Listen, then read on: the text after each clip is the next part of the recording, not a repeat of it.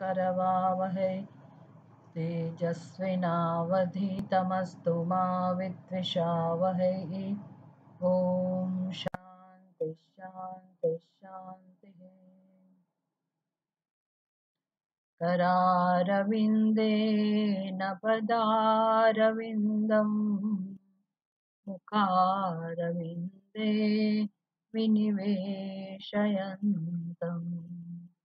वटस्य पत्रस्य पुटे शयानम् बालं मुकुन्दं मनसा स्मरामि।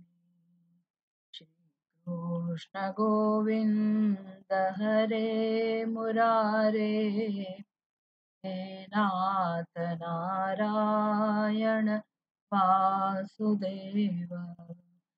जिह्वे पिबस्वामृतमेतदेव गोविन्द दामोदर माधवेति। कृष्ण राधा गोकुलेश गोपाल गोवर्धननाथ विष्णु। जिह्वे पिबस्वामृतमेतदेव गोविन्द दामोदर माधवेति। गोविन्द दामोदर माधवेति। श्रीमद् भागवत एकादश स्कंद दूसरा अध्याय। शुकदेव जी ने परीक्षित राजा को कहा, हे कुरुकुल नंदन, भगवान कृष्ण की भुजाओं से सुरक्षित द्वारकापुरी में देवर्षि नारद श्री कृष्ण उपासना की लालसा से प्रायः सदा ही रहा करते थे। और किसको ऐसा पसंद नहीं होगा? कौन ऐसा मनुष्य इस लोक में, त्रिलोक में ऐसा इंद्रियवान मनुष्य, देवताओं को भी इंद्रिया है, मनुष्य को भी इंद्रिया है, सब इंद्रियवान है, तो ऐसा कौन होगा इंद्रियवान बुद्धिमान कि जिनको श्री कृष्ण के चरण कमल का आश्रय पसंद ना हो? ऐसा कौन होगा? कोई नहीं हो सकता है। तो भगवान के चरणों के उपासक नारद जी है। तम एकदा तु देवर्षि वसुदेवः गृहागतम् अर्चितं सुखमासीनम् अभिवाद्य इदम अब्रवीत। तो शुकदेव जी परीक्षित राजा को कह रहे हैं कि एक दिन ये देवर्षि वसुदेव जी के घर पधारे, उनका आगमन हुआ वसुदेव जी के घर में। तो घर में पधारे हुए महर्षि के साथ उचित व्यवहार करके, उनका स्वागत आदि करके, उनकी पूजा अर्चना और उनके अभिवादन करके जब वो प्रसन्न हुए, तब देवर्षि को प्रणाम करके कहने लगे वसुदेव जी। तो वसुदेव उवाच, वहां से ये संवाद शुरू हुए। भगवन भवतो यात्रा स्वस्थये सर्वदेहिनाम। हे भगवान, हे महर्षि, हे नारद जी, मैंने ऐसा सुना है कि भवतः यात्रा, आपका प्रवास, आपकी यात्रा हमेशा इस जगत में सभी जीवों के कल्याण के लिए है। स्वस्थये सर्वदेही नाम, सर्वदेही जीवात्मा जो जितने भी है उनके कल्याण के लिए आपकी यात्रा हमेशा हुआ करती है। जैसे कि कृपणानाम यथा पित्रोः उत्तम श्लोक वर्तमनाम। पुत्रों के लिए पिता माता के और दीन दुखियों के लिए भगवत परायण महात्माओं का आगमन जैसे सुखदायी होता है, इस प्रकार हे नारद जी, आपकी यात्रा भी सभी सर्वदेहवान लोगों को, सर्वदेहियों को सुख प्रदान करने वाली है।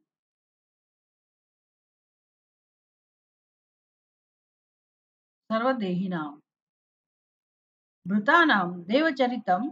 फिर वशिष्ठ ने, विशिष्ट जी ने ये महात्माओं का, साधुओं का महात्म्य हमें समझाया कि देवी देवताओं देवता लोग भी महान है, साधु भी महान है, सज्जन भी महान है, लेकिन साधु और साधु माने संत पुरुष, वो चाहे भले गृहस्थी हो, पर पवित्र हृदय जिनका है उनको साधु कहते हैं। पवित्र चरित्र जिनका है, पवित्र हृदय जिनका है, शुद्ध बुद्धि है, शुद्ध चित्त वाले हैं, उनको साधु कहते हैं। तो ऐसे साधु नाम चरित्र, उनका क्या प्रभाव है? देवता भी विशेष है, देवता भी मनुष्य से आगे बढ़कर एक कोटि है, लेकिन देवताओं में और ऐसे साधु पुरुषों में क्या भेद है? भृता नाम देवचरितम दुखाय च सुखाय च। तो देवताओं का आगमन अथवा देवताओं का प्रकट करना, तो देवताओं की कृपा जीवों के ऊपर अवश्य होती है, मनुष्यों के ऊपर, लेकिन जब दुख देने का प्रसंग आता है तो भी वही माध्यम बनते हैं। तो हम कह नहीं सकते कि देवता हमें हमेशा सुख देंगे कि नहीं देंगे। जब हमारे भाग्य में हमारे कर्म का फल भुगतने का समय आता है, तो देवताओं के माध्यम से हमें वो कर्म का फल प्राप्त होता है। तो उनका चरित्र यानी उनका कर्म, देवताओं का कर्म ऐसा ही रहता है कि जिसके जैसे जैसे कर्म है उस हिसाब से उनको फल देना। लेकिन साधु नाम चरितम, साधु ऐसे बंधन में नहीं है, वो किसी कानून में फंसे हुए नहीं है, कानून से बंधे हुए नहीं है,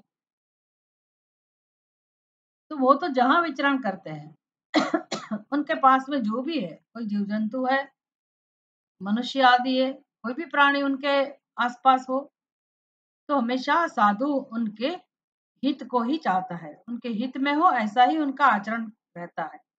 इसलिए साधुओं से, संत जनों से हमेशा हमें जीवन में सुख की प्राप्ति ही होती है। भगवत प्राण साधु पुरुषों के आचरण उनके सुख के ही हेतु होते हैं। यानी महर्षि नारद जी साधु पुरुष है, संत है, मुनि है, ऋषि मुनि है, देवर्षि भी है। तो उनका आगमन, वसुदेव जी कह रहे हैं आपका आगमन, मेरे घर में आपका पधारना, वो अवश्य ही मेरा कल्याण करने वाला ही है। वसुदेव जी विस्तार से कहते हैं, देवर्षि नारद तो जानते ही होंगे, लेकिन वो हमारे लिए हमें उपदेश दे रहे हैं, हमें ये समझा रहे हैं कि देखिए संसार में देवता लोग की मर्यादा क्या है।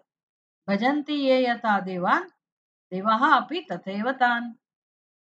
देवता भी हमारे व्यवहार से बंध जाते हैं, उनका भी कोई मर्यादा है, वो भी हमारा इतना कल्याण कर सकता है जितना हम उनको प्रसन्न करते हैं। प्रसन्न हुए देवता, हे अर्जुन, आपको तुष्ट करेंगे, भगवान ऐसा कहते हैं गीता में। परस्परम भावयन्तः, आप देवताओं को प्रसन्न करो और देवता लोग आपके ऊपर कृपा करें, आपको प्रसन्न करें। तो मर्यादा है, शर्त भी है कि हम उनको प्रसन्न करें और वो हमको संतुष्ट करें। वैसे ऐसा लगता है कि हम तो कुछ नहीं करते उनको प्रसन्न करने के लिए, फिर भी उनकी कृपा से ही हमारा व्यवहार चलता है। हमारी ज्ञानेंद्रियां अच्छी तरह से अगर काम करती है, तो सभी जो इंद्रियों के अवयवों के अधिष्ठाता देवता है, उनकी कृपा से ही हमारा व्यवहार चलता रहता है। तो हमारे यहाँ कर्तव्य बनता है कि उन देवताओं को भी हम संतुष्ट करें। पर यहाँ कहा गया कि देवा अपि तथैव तान् भजन्ति, कि देवता लोग भी हमारे ऊपर इतनी ही कृपा करते हैं जितना हम उनके लिए भाव रखते हैं। भजन्ति ये यथा देवान् देवाः अपि तथैव तान् छाया इव कर्म सचिवाः। जैसे हमारी छाया, हम जैसे हैं इस हिसाब से हमारी छाया होगी, शेडो। तो देवता भी हमारे जैसे कर्म है उसके हिसाब से हमें कर्मफल देंगे। कर्म सचिवाः, वो तो कर्म के नियम के अंतर्गत है, वो स्वतंत्र नहीं है। साधवः दीनवत्सलाः, लेकिन ये जो साधु जन है वो तो हमेशा दीनवत्सल, हमेशा जो दीन जन है उनके प्रति दया रखने वाले होते हैं। दीन जन मतलब सभी प्राणी, पशु, पक्षी सबके प्रति उनके दिल में दया होती है।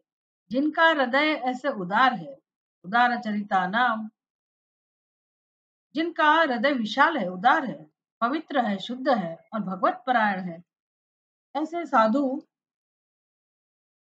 कोई भी मनुष्य उनके संपर्क में आता है, कोई भी जीव जंतु उनके संपर्क में आते हैं, तो उनका भला ही वो करते हैं, भला चाहते हैं, भला करते भी हैं। तो सबके हित की ही सोचते हैं। उनका ये नियम रहता है साधुओं का। इसलिए वसुदेव जी कहते हैं साधवः दीनवत्सलाः, साधु हमेशा गरीबों के प्रति, सभी जीवों के प्रति दया रखने वाले होते हैं। ब्रह्मंस्तथापि पृच्छामः धर्मान् भागवतांस्तव, यान् श्रुत्वा श्रद्धयामर्त्यः मुच्यते विश्वतो ब्रह्मयात् विश्वतो भयात्। तो वशिष्ठ ना वसुदेव जी, उनको पता है कि जब ऋषि मुनि हमारे घर पे पधारते हैं तो हमें उनकी सेवा अर्चना तो करनी चाहिए, लेकिन उनसे क्या प्राप्त करें। उत्तम से उत्तम जो चीज हमारे जीवन में है, हमारा भला भला करने वाली है, उस विषय में हम उन्हें प्रार्थना करें। इतना विवेक वसुदेव जी के अंदर है। इसलिए वसुदेव जी नारद मुनि को कह रहे, हे ब्रह्मन, यद्यपि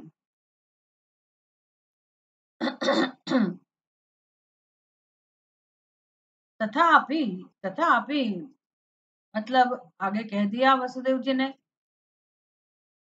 कि हे देवर्षि, आपका पधारना मेरे लिए कल्याणकारी ही है। मैं पवित्र हो गया हूं, फिर भी तथापि ये सब अध्याहार है, क्योंकि आगे जो संवाद हमें प्राप्त हुए, आगे जो बात हुई दोनों के बीच में, तो वसुदेव जी ने स्पष्ट रूप से कह दिया कि आपका आगमन से, आपके आगमन से मेरा भला ही होने वाला है। मैं कृतार्थ हो ही गया हूँ। तो तथापि का मतलब ये हुआ, अभी यहाँ ये श्लोक में ऐसा कहते नहीं है, रिपीट नहीं करते हैं, लेकिन आगे कह दिया कि मैं आपके आगमन से कृतार्थ हुआ हूँ। तथापि, तथापि पृच्छामः, फिर भी हम आपसे पूछ रहे हैं। तब पृच्छामः, आपको हम पूछ रहे हैं। किसके बारे में पूछ रहे हैं? भागवतान धर्मान, हे ब्रह्मन, भागवतान धर्मान तव पृच्छामः, आपको मैं भागवत के धर्म के बारे में प्रश्न कर रहा हूँ। भागवत धर्म किसको कहते हैं, ये मेरा प्रश्न है। यान श्रुत्वा श्रद्धया मर्त्यः मुच्यते विश्वतः भयात्, यान श्रद्धया श्रुत्वा, जिनको भागवत धर्म को, जिन भागवत धर्म को श्रद्धा से उनका श्रवण करके विश्वतः भयात मुच्यते, तो ये विश्वतः मतलब सर्वतः, चारों ओर से जो बंधन है, और चारों ओर से जिस प्रकार का भय है, आध्यात्मिक भय, आदि देवी का और आदि भौतिक का, इस प्रकार के जितने भी भय संसार में है, वो सर्व प्रकार के भय से जिन्होंने भागवत धर्म को जान लिया, उनका श्रवण किया, ऐसे मर्त्य जीव हमेशा उस भय से मुक्ति प्राप्त करते हैं, मुक्त हो जाते हैं। उनके जीवन में फिर किसी भी प्रकार का भय नहीं रहता है। अहम किल पुरानंतम प्रजार्थे भुवि मुक्तिदम अपुजयन्न मोक्षाय मोहितो देव मायया। अहम किल पुरा अनंतम मुक्तिदम अपुजयन,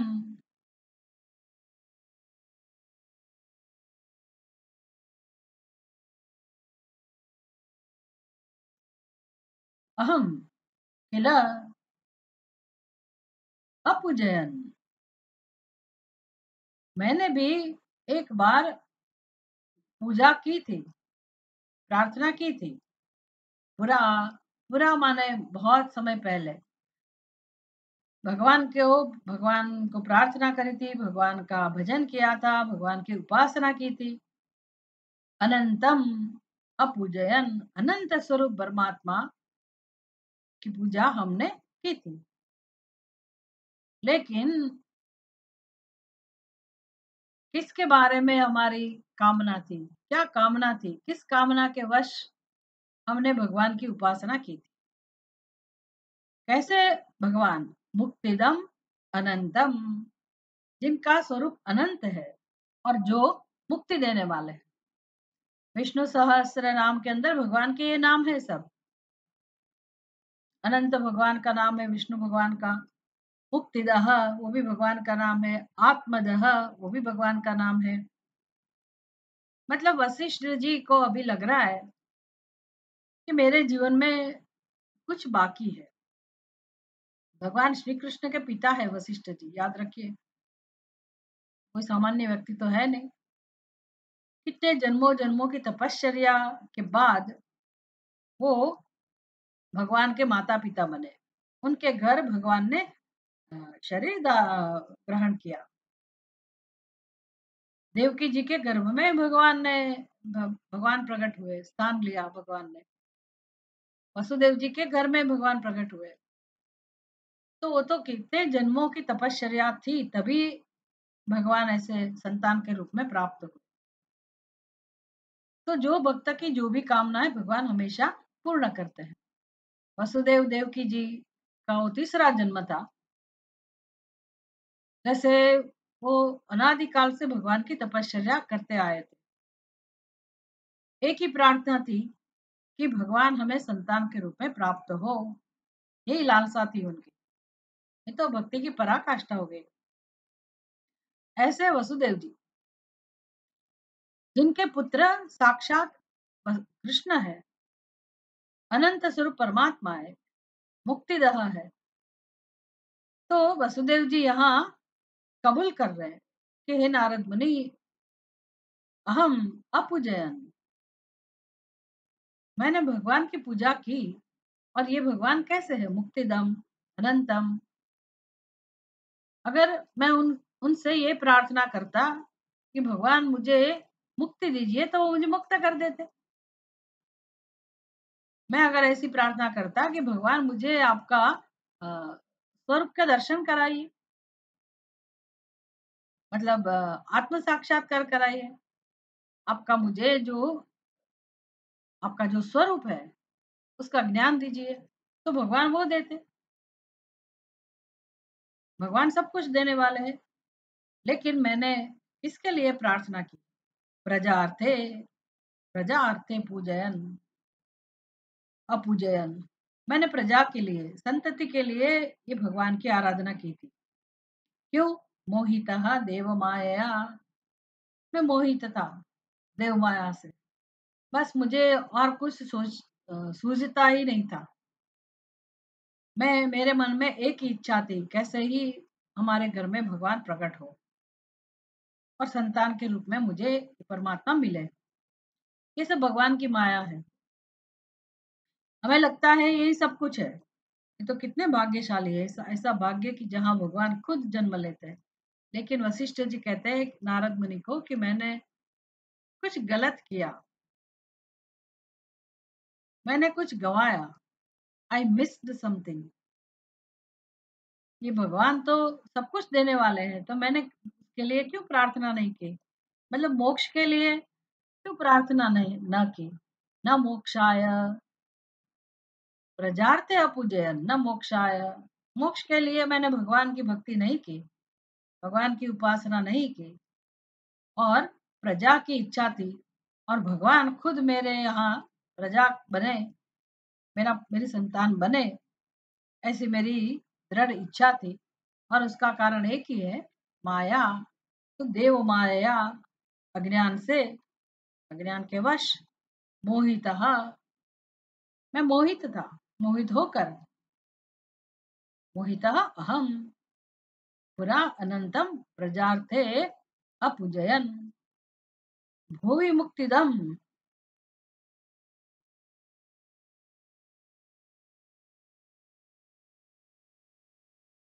भुवि, इस पृथ्वी पर मनुष्य का जन्म मोक्ष की प्राप्ति के लिए ही है, लेकिन उसके लिए प्रार्थना न करके मैंने ऐसी प्रार्थना की संतान की इच्छा से। उसका कारण एक ही था, मेरा मोह। मोहितो अहम देव माया मोहितः। बहुत कुछ सीखना है वशिष्ठ वसुदेव जी के पास से। ऐसे वसुदेव जी अभी दुखी है, जैसे नारद मुनि कितनी बड़ी सिद्धियां प्राप्त करने के बाद भी वो कहते हैं, अहम शोचामी सोहम नारदः शोचामी, ऐसा मैं नारद दुखी हूँ। तो वशिष्ठ जी, वसुदेव जी ऐसा ही कह रहे हैं कि मैं भगवान का पिता हूँ, फिर भी ऐसा मैं दुखी हूँ। क्यों? क्योंकि मैंने मोक्ष के लिए प्रार्थना नहीं की। इसका मतलब है वो अभी भी बंधन का अनुभव कर रहे हैं, संसार का अनुभव कर रहे हैं। कितना मुश्किल है मोक्ष की भावना, मोक्ष की इच्छा और मोक्ष के लिए प्रार्थना हम करना। ये किसी के भाग्य में, बहुत कम लोगों के भाग्य में है। मनुष्याणाम सहस्रेशु कश्चित यतति सिद्ध है। कितने जन्मों के बाद मनुष्य के हृदय में अद्वैत की वासना प्रकट होती है, अद्वैत को जानने की इच्छा प्रकट होती है। मुक्ति की प्रार्थना जीव के हृदय में जब प्रकट होती है तो वो कई कई जन्मों के पुण्य कर्म के फल के रूप है। ऐसे मनुष्य के जीवन में ऐसी प्रार्थना प्रकट नहीं होती। हम बोल तो देते हैं, असतो माँ सद्गमय तमसो माँ ज्योतिर्गमय मृत्युर्मा अमृतम गमय, ऐसी प्रार्थना बोलते रहते, लेकिन अ, जब भगवान हमें मोक्ष देने के लिए अगर सामने आ जाते हैं, उनकी जो भी रीत है, गुरु के रूप में आते हैं, उपदेष्टा के रूप में आते हैं, तो हम तैयार नहीं है। हम वो सत्संग के लिए हम तैयार नहीं है, हमें बहुत काम है हमारे जीवन में। इसका मतलब है हमारी इच्छा मोक्ष की इच्छा तो नहीं है। ठीक है, तो क्या करें, हम कुछ नहीं करना है, इसीलिए वृद्धावस्था में थोड़ा बहुत समय ऐसा हम बिता सके, इसलिए लोग ऐसा सत्संग करते हैं। लेकिन उनका जो प्रेम है, उनका उनका आकर्षण है, उनकी आसक्ति तो अपने परिवार में ही है। तो ये कोई मुमुक्षा तो नहीं हुई। और मनुष्य का जन्म केवल मोक्ष के लिए है। तो कोई कोई ऐसे लोग हैं जिनके भाग्य में ये मोक्ष की प्राप्ति है, तो उनके हृदय में ऐसी इच्छा होती है और वो अ, खरे हृदय से भगवान को ऐसी प्रार्थना करते हैं। उर्वारुकमिव बंधनात् मृत्यु और मुक्षय मामृतात्, ऐसी प्रार्थना किसी किसी के हृदय में होती है। ये सब हमें सीखना है कि अभी हम कितने अज्ञान के प्रभाव में है, कितना मोह हमारे जीवन में है। जब वसुदेव जी के जीवन में ऐसा मोह है तो हमारे तो बात ही मत पूछो मत।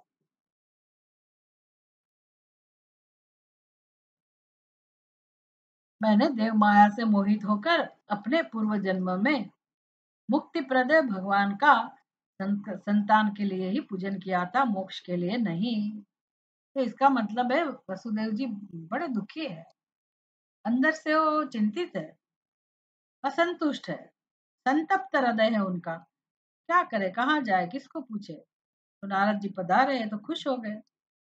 इसलिए नारद जी से वो अपनी वेदना प्रकट कर रहे हैं कि मैंने ऐसा किया था, मोक्ष के लिए प्रार्थना नहीं की थी। यथा विचित्र व्यसनात् भवद्भिर्विश्वतो भयात् मुच्येम ह्यञ्जसैवाद्वा तथा नश्यादि सुव्रत। अतः हे सुव्रत,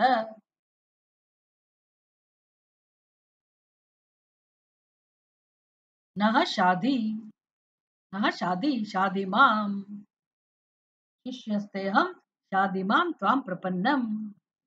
त्वाम प्रपन्नम, अर्जुन भगवान श्री कृष्ण को कह रहे, हे भगवान, अहम त्वाम प्रपन्नम, मैं आपकी शरण में आया हूँ। शादिमाम, शादिमाम, आप मेरा संचालन कीजिए।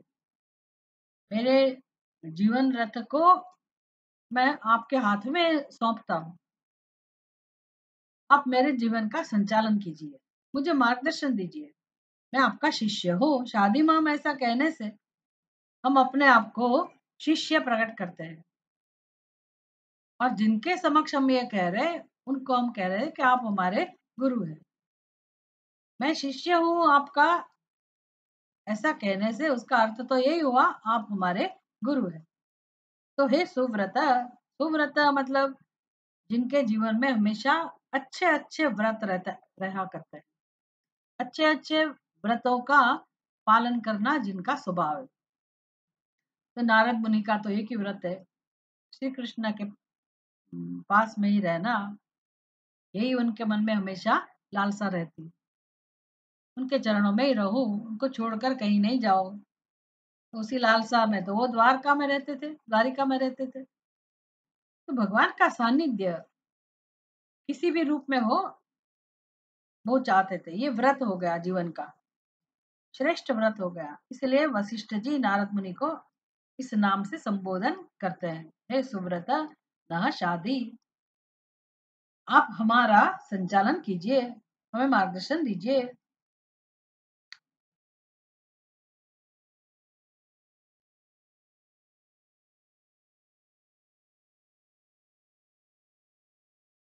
विचित्र व्यसनात्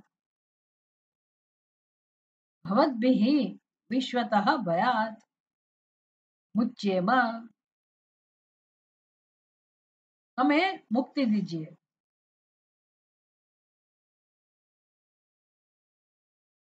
संज सेवाद्वा ही ही अंजसा एव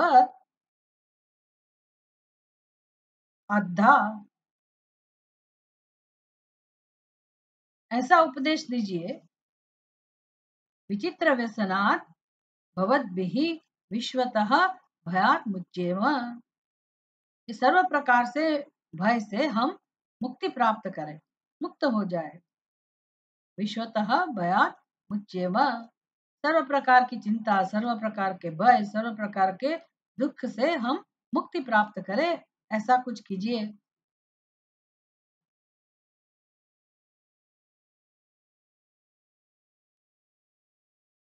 विचित्र व्यसनात्, विचित्र व्यसनात् भयात्, नाना प्रकार के दुखों से, और व्यसन, विचित्र व्यसनात्,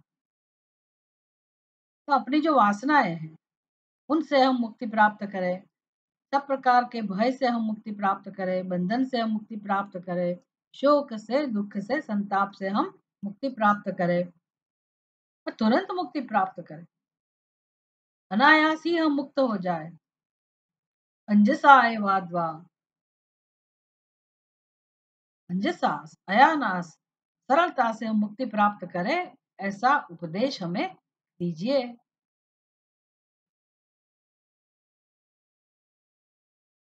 ऐसी वशिष्ठ जी ने, अरे वसुदेव जी ने श्री नारद मुनि से प्रार्थना की। कितनी उत्तम प्रार्थना है।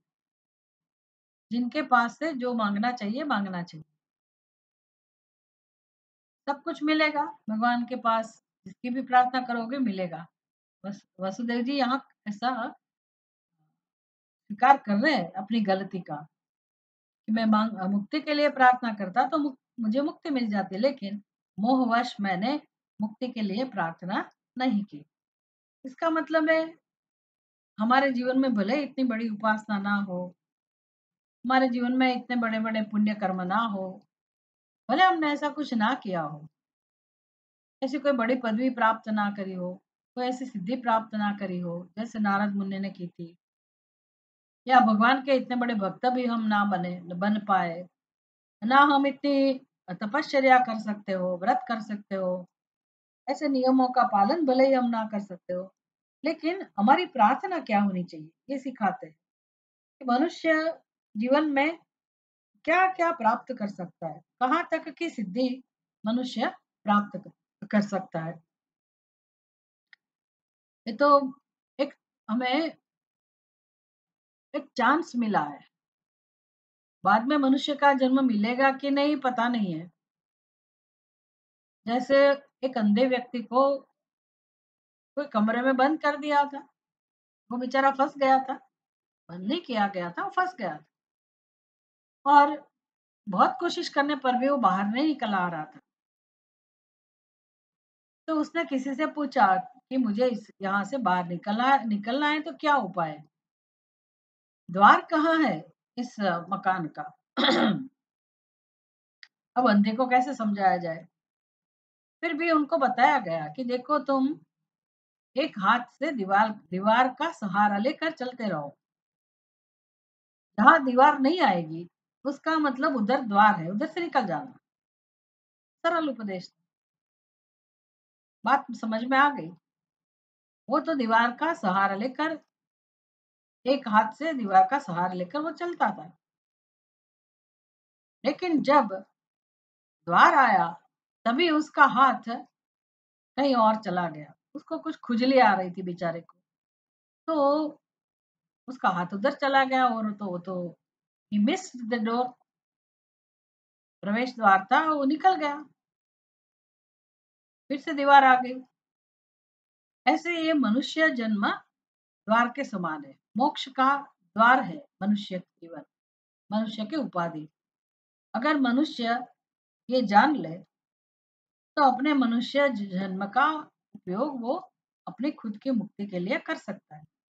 प्रार्थना तो करे, कम से कम सही हृदय से दृढ़ संकल्प करे, प्रार्थना करे भगवान से। प्रार्थना की योग्यता के लिए प्रार्थना करे कि भगवान मेरे में मन में ऐसी प्रार्थना हो, ऐसा कीजिए। मुझे मोक्ष चाहिए, मोक्ष के सिवा कुछ नहीं चाहिए। उसके लिए हमें मार्गदर्शन दीजिए। असतो माँ सद्गमय, तमसो माँ ज्योतिर्गमय, मृत्योर्मा अमृतम गमय। ये प्रार्थना के फल के रूप ही मनुष्य जीवन मिला है। कोई जन्म में की होगी ऐसी प्रार्थना, मुझे मोक्ष चाहिए, मुझे और कुछ नहीं चाहिए। तो इसीलिए मनुष्य का जन्म मिला, लेकिन हम भूल गए। फिर वही अपने धंधे में लग गए, वही संसार के चक्र में हम फंस गए। और मनुष्य उपाधि का, मनुष्य देह का कैसे लाभ उठाना चाहिए वो हम नहीं कर रहे। अपने बुद्धि को, अपने मन को हम तैयार नहीं कर रहे।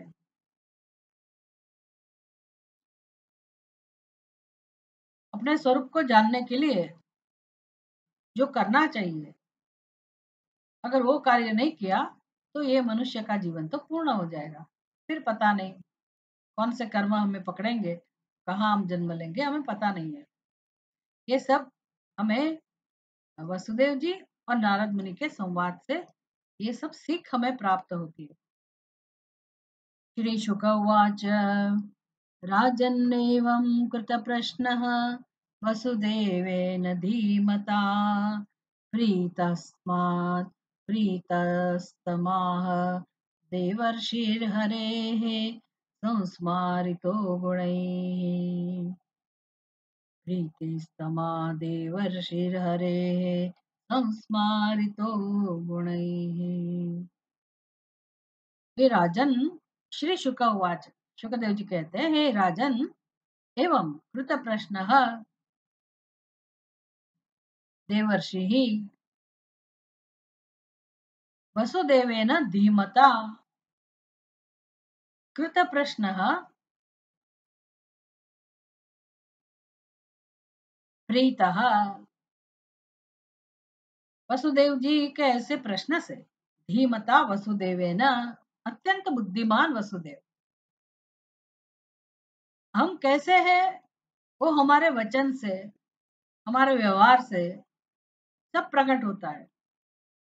हमारे मन में क्या है, हम किस चीज की आकांक्षा रखते हैं, कैसी इच्छाओं को हम पूर्ण करते रहते हैं, किस काम में लगे हैं, किस प्रवृत्ति में लगे हैं, उससे हमारा व्यक्तित्व प्रकट होता है।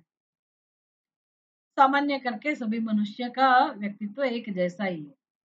किसी का तामसिक है, किसी का राजसिक है, किसी का सात्विक है, लेकिन पवित्र हृदय कोई कोई ही होते हैं। और धीमान, पवित्र हृदय वही धीमान होगा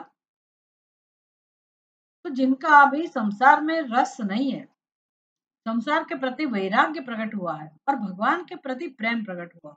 दो चीज जिनके हृदय में है उसको धीमान कहते हैं। तो वसुदेव जी धीमान है। भगवान इतना तो करेंगे ही ना। भगवान ने उनके घर में जब जन्म लिया, भगवान उनके पुत्र बने, तो भगवान ऐसी योजना तो करेंगे ही। इसलिए भगवान ने ही नारद मुनि को भेजा है यहाँ, जाओ हमारे पिताजी के पास जाकर आप कुछ उपदेश दीजिए, उनका भी मोक्ष होना चाहिए। तो वसुदेव जी भी पवित्र हृदय वाले थे।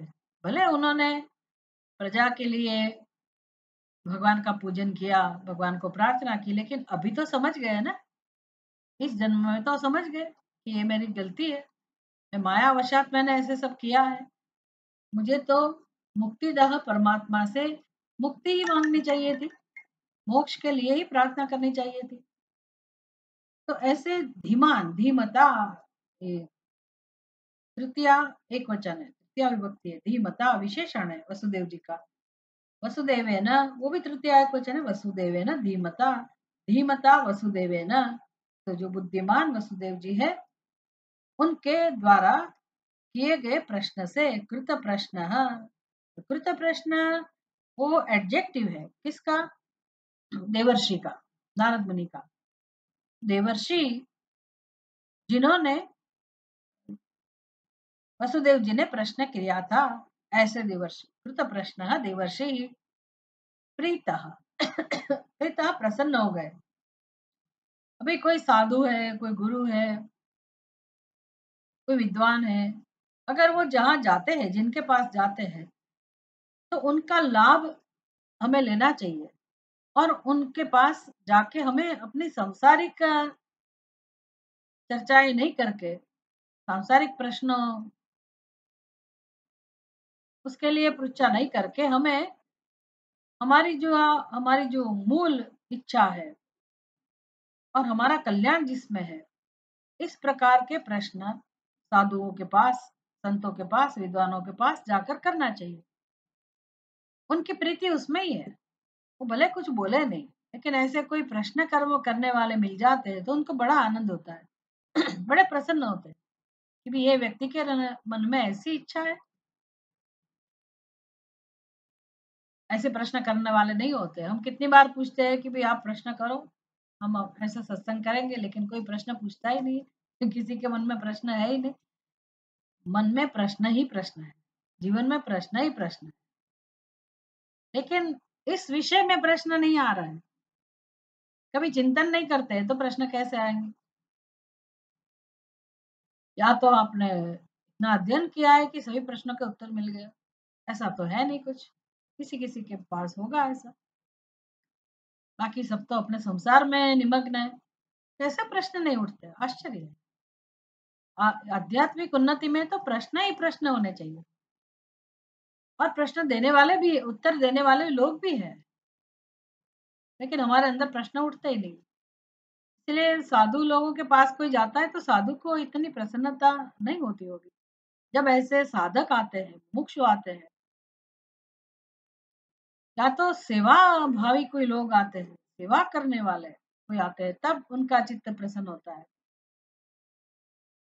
बहुत मुश्किल से ऐसे लोग दिखते हैं, सेवा करने वाले लोग।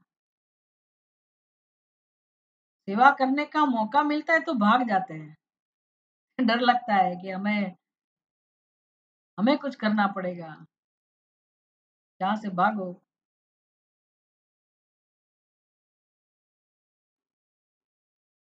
लेकिन वसुदेव जी तो कौन व्यक्ति है,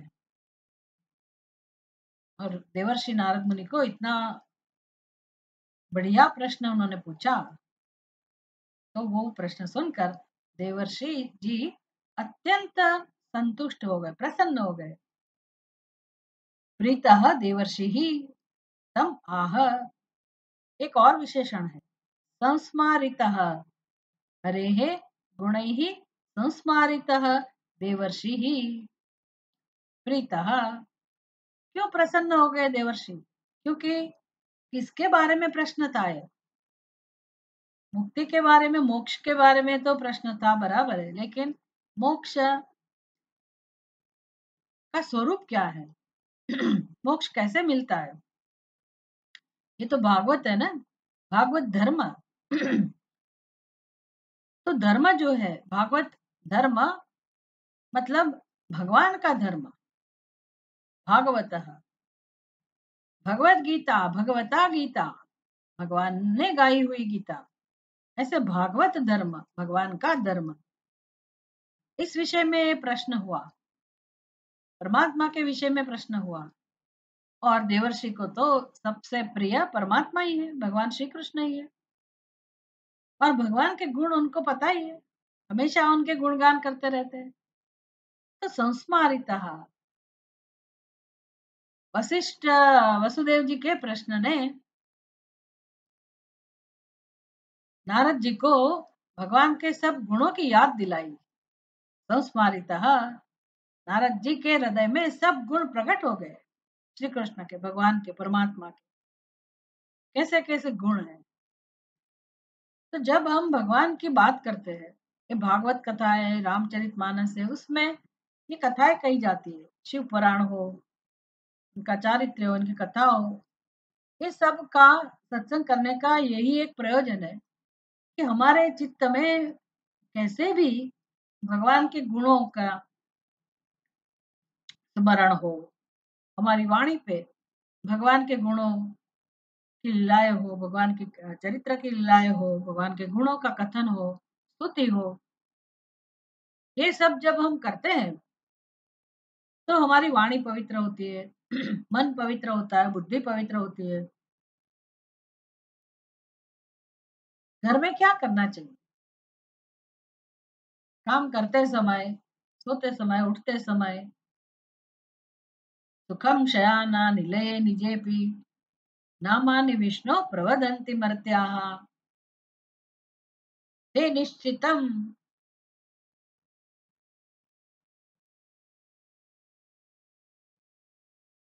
व्रजन्ति तन्मयताम व्रजन्ति, वही भगवान को ही प्राप्त करते हैं।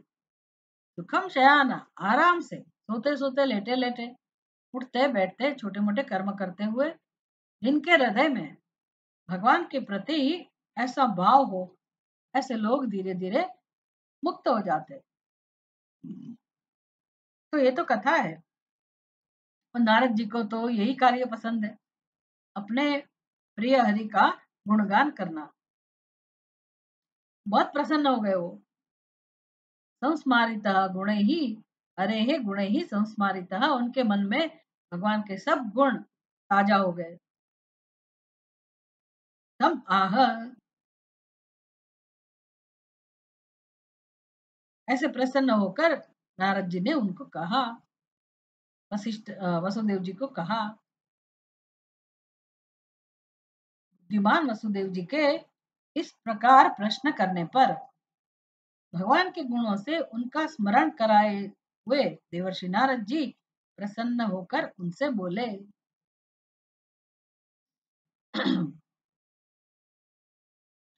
अभी नारद जी का संवाद है। नारद उवाच सम्यगेतद्व्यवसितं भवता सात्वतर्षभ यत्पृच्छसे भगवतान् धर्मान् त्वं विश्वभावनान्। सम्यक् एतत् व्यवसितं भवता सात्वर्षभ, सात्वतर्षभ यत्पृच्छसे भागवतान् धर्मान् त्वं विश्वभावनान्। हमेशा जो उपदेष्टा है, गुरु जी है, उनका कार्य यही बनता है कि मुमुक्षु या तो अपने पास, अपने शरण में आए हुए भक्त साधक, जब वैसी उनकी पृच्छा, उनके प्रश्न ऐसे होते हैं, उनकी जिज्ञासा होती है अध्यात्म के बारे में, परमात्मा के बारे में, तब उनकी प्रशंसा की जाए। वो भक्त की प्रशंसा करनी चाहिए।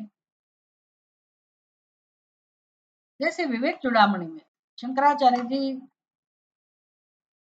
समझाते हैं कि जब दुखी मनुष्य गुरु के पास जाता है और संसार से मुक्ति के लिए जब प्रार्थना करता है, तो शंकराचार्य जी ऐसे शब्दों का प्रयोग करते हैं। गुरु जी उनको कहते हैं, माँ वैश्य, तुम भयभीत ना हो, तुम्हारे दुख का उपाय है, तुम्हारा दुख का नाश होगा, मुक्ति का उपाय है, तुम संसार को तर जाओगे, धन्योसी कृतकृत्योसी, ऐसे शब्द है शंकराचार्य जी। तुम धन्य हो गए, कृतकृत्य हो गए, तुमने तुम्हारे कुल को ही तार दिया। जब ऐसा प्रश्न किया तो तुम्हारे कुल में ऐसा कहीं कोई नहीं रहेगा जो मोक्ष प्राप्त ना करे। मतलब तुम इतने उच्च गुण वाले हो। तो नारद मुनि भी ऐसा कह रहे, सम्यक एतत् व्यवसितम भवता सात्वर्षभ। सात्वर्षभ मतलब यदुश्रेष्ठ, यादव श्रेष्ठ। वसुदेव जी यदुकुल में जन्मे हुए ना, तो 7 वर्ष यदुकुल में श्रेष्ठ, यादव श्रेष्ठ। नारद जी कहते हैं, हे यादव श्रेष्ठ, भवता सम्यक एतत् व्यवसितम। व्यवसितम अर्थात निश्चय। आपने जो निश्चय किया वो सम्यक, अत्यंत योग्य है। आपकी बुद्धि में ये जो निश्चय हुआ, कौन सा निश्चय? वसुदेव जी ने कहा कि मैंने भगवान की आराधना तो की, लेकिन कामनावश, प्रजा की प्राप्ति के लिए, संतान प्राप्ति के लिए मैंने भगवान की कामना की। मोक्ष के लिए भगवान की आराधना नहीं की, भगवान से कभी मोक्ष की प्रार्थना नहीं की। अभी मैं आपको प्रार्थना करता हूँ। ये जो निश्चय है वसुदेव जी का, उनकी प्रशंसा कर रहे हैं कि आपकी बुद्धि में इस जन्म में तो ऐसा निश्चय हुआ कि मुझे मुक्ति चाहिए, सर्व प्रकार से भय से मैं कैसे मुक्त हूँ, ऐसा उपदेश दीजिए। ये जो प्रश्न है, नारद जी कहते हैं कि अच्छी तरह से सोचा गया प्रश्न है। सम्यक व्यवसितम, व्यवसितम निश्चय किया गया। भवता व्यवसितम, आपने ये सही निश्चय किया। क्या? यत पृच्छ से, जो आप पूछ रहे हैं, क्या पूछ रहे हैं? भागवतान धर्मान, विश्व भावनान भागवतान धर्मान, तम यत पृच्छ से। आप संसार को पवित्र करने वाले भागवत धर्मों को पूछ रहे हैं, क्योंकि आपके माध्यम से बाकी मनुष्यों को यही उपदेश प्राप्त होगा और मोक्ष का उपाय यही है, भागवत धर्म। भागवत धर्म क्या करता है? मनुष्य को पवित्र बनाता है, संसार को पवित्र करने वाले विश्व भावनान, सारे विश्व के लिए तो कल्याणकारी है। देखिए, ये अखंडानंद जी महाराज ऐसे महान विद्वान संत जो भी है, वो सब समझाते हैं कि हमारी संस्कृति में हमारे पास जो ग्रंथ है, ये मात्र ये जो लीलाएं प्रकट करते रहते हैं, सीरियल बनाते हैं या कथा के रूप में, वो तो अच्छी बात है, लेकिन उनकी मर्यादा इतनी ही नहीं है कि भागवत का उपदेश हो, रामचरित का उपदेश हो, राम जी की कथा हो, कृष्ण भगवान की कथा हो, महाभारत में जो भी उपदेश दिया गया है, ये सब मनुष्य के कल्याण के लिए। और ये वैश्विक स्तर की जितनी भी समस्या है, उनका उत्तर यहाँ मिलता है। सभी समस्याओं का उकेल इसी ग्रंथ में है। वो हमारे पास है, हमारे देश में है। विश्व का तो जब होगा होगा, लेकिन हम अपना तो जीवन सफल करें, हमारी समस्याओं को तो दूर करें। तो किसी भी प्रकार की समस्या क्यों ना हो, अपने शारीरिक स्तर पे, मानसिक स्तर पे, पारिवारिक स्तर पे, कौटुंबिक जिसको कहते हैं, वैश्विक स्तर की, सामाजिक स्तर की जितनी भी समस्या हो, आर्थिक हो, सामाजिक हो, राष्ट्रीय हो, सभी प्रकार की समस्याओं का उत्तर हमारे ग्रंथ के अंदर है। वो मनुष्य का चरित्र बनाता है, चरित्र का घड़तर होता है, हमारे संस्कार बदलते हैं। क्योंकि हमारे अंदर जो पवित्रता है, हमारा जो सत्य है, वो तो अत्यंत कीमती है, परम पवित्र है, मूल्यवान है, दिव्य है, अद्भुत है वो। इसमें ऐसे कुसंस्कार का स्थान नहीं है। ये तमस, राजस, ये सब तो अज्ञान के परिणाम, अज्ञान के कार्य है। हमने उसको प्रेम किया है, अज्ञान को, इसलिए ऐसे हमारे संस्कार है। लेकिन हमारा सत्य तो इतना उत्कृष्ट है, ऊर्ध्व मूलम अधशाखम, तो सारे विश्व का मूल तो वही है, ऊर्ध्व परमात्मा ही है। तो परमात्मा के जो गुण है वही हमारे गुण है, वो हमारा सत्य है। ये मात्र कृष्ण भगवान के गुण है ऐसा नहीं है। वो कृष्ण भगवान का सत्य और हमारा जो सत्य वो एक ही है। ये जानने के लिए कथा है, हम कौन है। अमृतस्य पुत्राः, ऋषि मुनियों की संतान है। यहाँ तक हम आ गिरे हुए हैं, इस स्थिति में हम हैं, तो उसका कारण एक ही है, गलत संस्कारों का अभ्यास। और कभी भी हमने अपने जीवन में इस दिशा में कुछ काम नहीं किया। कस्त्वं कोहम कुत आयातः काते जननी को में तातः, कभी ऐसा सोचा नहीं है इस विषय में। बस कर्म करते आ रहे, करते आ रहे, करते हैं, मैं और मेरा, मैं और मेरा। इष्टस्य प्राप्ति, अनिष्टस्य निवृत्ति, एक ही हमारा प्रयोजन है, कैसे हमारी इच्छाएं पूरी हो, अनुकूलता की प्राप्ति हो और प्रतिकूलता को हम विदाई करें, दूर करें। इसके पीछे हमारा जीवन पूर्ण हो जाता है, व्यतीत हो जाता है पूरा जीवन। कभी हम इस गहन वास्तविकता में कभी हम आगे नहीं आते जानने के लिए। भज गोविंदम गोविंदम भज मूढ़ मते, शंकराचार्य कह रहे ये मूढ़, अब तो जीवन में समय निकाल, नहीं नहीं रक्षति डुक्रम करणे, मेरा ये कर्तव्य है, मेरे बच्चे को संस्कार देना है, मेरे उसको ये करना है, ये कुछ रक्षा नहीं करेगा, ये तुम्हारा कर्तव्य नहीं है। कब टिकट मिल जाएगी, कब ऊपर पहुंच जाओगे। यमराजा को नहीं बोल सकते कि मेरा ये कर्तव्य बाकी है। भाई सत्संग करो, भजन करो, भगवान को समझो, अपने आप को समझो, कुछ उसके लिए समय निकालो। अब बहुत हो गया, कहाँ तक ये तुम्हारा संसार चलेगा। बहुत गुस्से गुस्से में आ जाते शंकराचार्य जी, मूढ़मति, नहीं समझ रहे हम, इसलिए बेचारे शंकराचार्य जी फिर मूढ़मति शब्द का प्रयोग करते हैं, और क्या करें।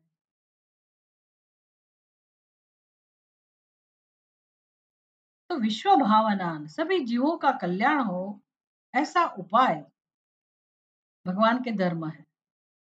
तान भागवतान धर्मान तुम पृच्छसे, तो हे वसुदेव जी, आप तो ऐसा प्रश्न कर रहे हैं कि आपका तो कल्याण होगा ही, लेकिन सारे विश्व का भी कल्याण होगा। क्योंकि ये संसार से मुक्ति प्राप्त करने के लिए भागवत धर्म को जानना चाहिए। भागवत धर्म तो सत्य है, सबका सत्य है, उसको जानने के लिए ही मनुष्य का जीवन है। तो इसके बारे में आपने प्रश्न पूछा, तो मैं अत्यंत प्रसन्न हूँ।